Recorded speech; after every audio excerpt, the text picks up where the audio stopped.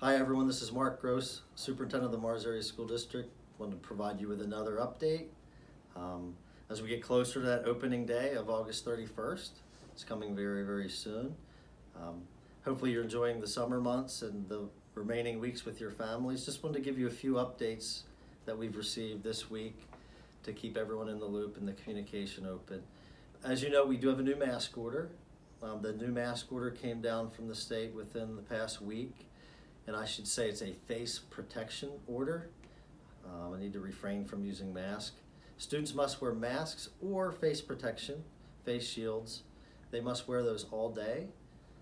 Now that is a mandate, it's not a recommendation. So we plan to adhere to that.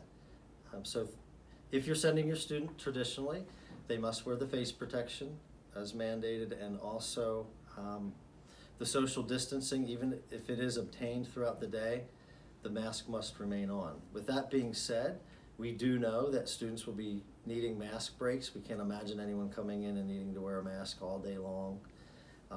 We would all need that, no matter what age level. So we're very aware of that, and we'll work through that mandate, and we'll continue to forge forward in making sure our education continues. So even though they're on all day and they will be required, we will provide the necessary breaks that are needed in order for students to get through the day and learn at their maximum potential without that distraction. If the mask, with this new order, the mask must be, it must be worn, obviously, or the face protection, unless there's medical documentation. If there's medical documentation that doesn't, I'd want to make sure teachers are aware of this too, and even parents. It's not that students will be permitted to walk around without masks or face protection. We will have to make accommodations. So what we will have to do is we will meet with anybody who provides the medical documentation, and we will try to come up with an accommodation that makes sense. Typically that will be, if they can't wear a mask, we'll recommend a shield. And if that doesn't work, we'll try to work something else out. Perhaps the child has to sit in a specific part of the classroom. Not sure how that would work, but in summary, it may sound harsh, but if a student is unable to be masked, we can't risk the health, safety, and welfare of others. So we will work on an alternative, perhaps a face shield, and if neither of those can be obtained, we will be requesting that any student in that situation, remain home and do the LSI option. That just protects us from adhering to the mandate. It protects our teachers, it protects our students from not having to worry about someone being around them without the appropriate mask on. But we will be giving mask breaks. That's perfectly legal. It's in the new guidance. There'll be more specific information on a document that I'll be sharing here soon that we'll be sending out later. Building visitations were held this week. Heard a lot of great things from folks that were here in the district. We even had a few folks that were looking to possibly go elsewhere or possibly seek another alternative to their education, but got some nice remarks that they were pleasantly pleased with what they saw and were excited to come back. So we're glad for those of you that took advantage of the opportunity to visit, and we're hoping those of you who did have the opportunity to visit that you felt more comfortable in what's going on in our schools and bringing your children back. And if not, that's certainly respected. But happy to hear the good feedback that we've received from those visitations. We will be sending something out, back to the mask order. There's going to be more information in this document. We're going to be sending something out called the Planet Pact.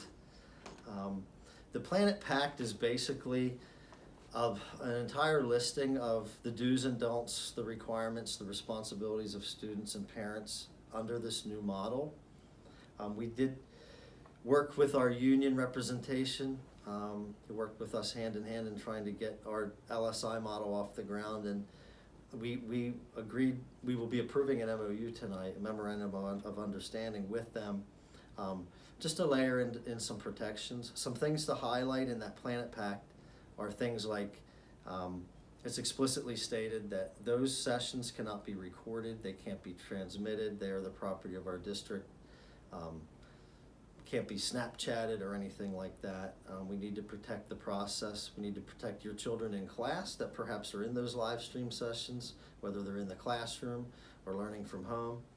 We just need to protect everybody as we're streaming And so there's specific language in there of responsibilities for students and parents. There's also information there regarding the new, I keep saying mask order, but the face protection order.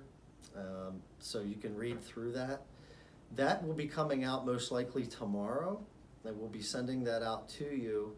The most important thing to point out is, due to the seriousness of making sure everybody involved in our instruction when we return on August 31st, making sure that they're aware of the do's and don'ts and the expectations, this Planet Pack document will be required to be returned by next Thursday, August 27th, to each building site.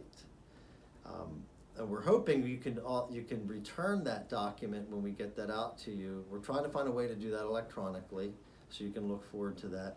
But if not, that can actually be dropped off when we're doing supplies and equipment pickup. We're thinking if you pick supplies and equipment up at each site, you can also return that. That document is very, very important because it just protects us, and it protects our teachers, and also protects your children in knowing the responsibilities associated with being in a classroom environment that's now is live streamed. So every student, K-12, is required to return that signed document. It's basically just acknowledging receipt of that, understanding the rules surrounding that and the responsibilities. But the major pieces in there are more around the video, the recording or the transmission of those sessions. So please refer to the website for additional information. With the instructional technology and supplies, there are going to be specific dates and times at each site next week. That information, some of that's been posted, and the information has not been posted yet. Principals are working on that now to provide additional information on when the supply pickup can take place. So mark your calendars for next week, equipment supply pickup, and also the return of the Planet Pact that we're sending out to you. It's all due next Thursday, the 27th. So look for more information on that. Transportation, just a few things to highlight. Had a few emails from folks about transportation. Due to more parents driving, how will we do that? I am pleased to announce that at the elementary, it's not a typo. Some people thought maybe it is. This information is out there. In the past, this window wasn't as long, but I'll state this again. At the elementary, buses do not arrive until 8:35. So the buses start arriving at the elementary sites at 8:35. We are allowing parents to begin dropping off at 8:10. So if you see what we're trying to do, we're trying to extend that window so some parents can get in, get out before buses start rolling in. So 8:10 to 9 o'clock will be the drop-off time at the elementary schools. Once again, we'll be putting more information out there specific to each building. At the secondary, we moved our time back to 7:15. So students can start arriving at 7:15. That's the same time as buses, but we worked this week in a meeting trying to arrange how that works. So hopefully bear with us. The secondary is a little different, but 7:15 students can be dropped off, and 7:30 is when the actual day begins. So just mark your calendars for that, or your times for that, as far as your pickup and drop off. I do ask that you're patient with the transportation. I've worked in this business for 31 years, and for those of you who are new to this, maybe have young kids just starting school, transportation is always something that is planned to the umpteenth degree. However, there's always little glitches that may occur through that first week. So if you're experiencing issues, make us aware of those so we can work through those. But it is very common that first week, till drivers get their runs down, kids get used to knowing what buses they're on, things can be a little off. But make us aware of any concerns, but please be patient, because it's very, very common that first week we're a little delayed. But again, I did want to announce 8:10 to 9 is the elementary drop-off, and buses do not arrive there until 8:35, so that should give elementary parents a nice window. I'm pleased to announce that we submitted our state plan. We submitted our plan to the state that we unveiled to the community. That has been approved, that's submitted. We got a response from the state also. So we are ready. We are ready to begin accepting students August 31st. We will do that in the safest manner possible. Our plan will continue to be the 5 days a week traditional with all the safety protocols and the masking in place, LSI, and also the Mars Area Cyber Academy. And I can't say this enough, I don't think anyone is medically qualified to really say exactly what the perfect answer is to the start of school.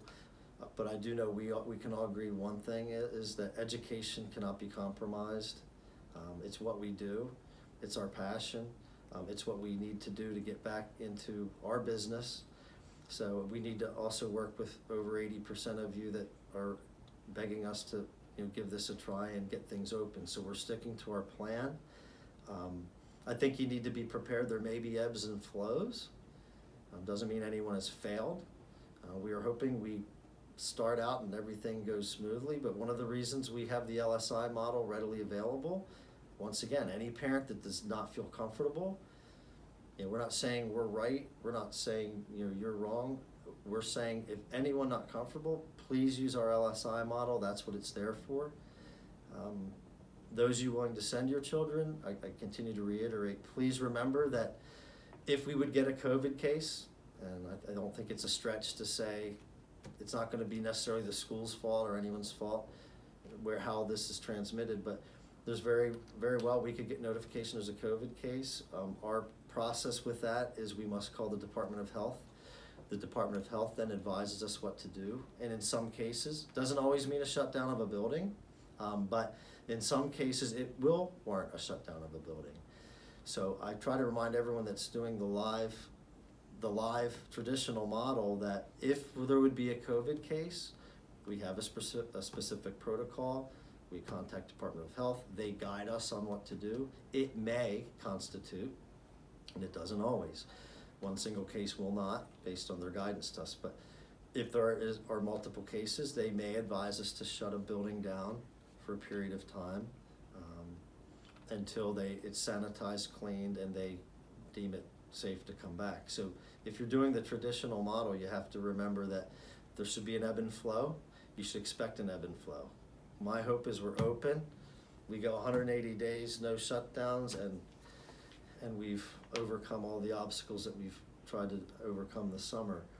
But we do have to be prepared that if there are COVID cases, there may be times where you're getting an announcement where a certain building's closed, and we will be offering instruction through LSI just for a short period of time. So with that being said, I'll continue to provide you updates as we move forward. Thank you again for checking in, and we'll see you soon.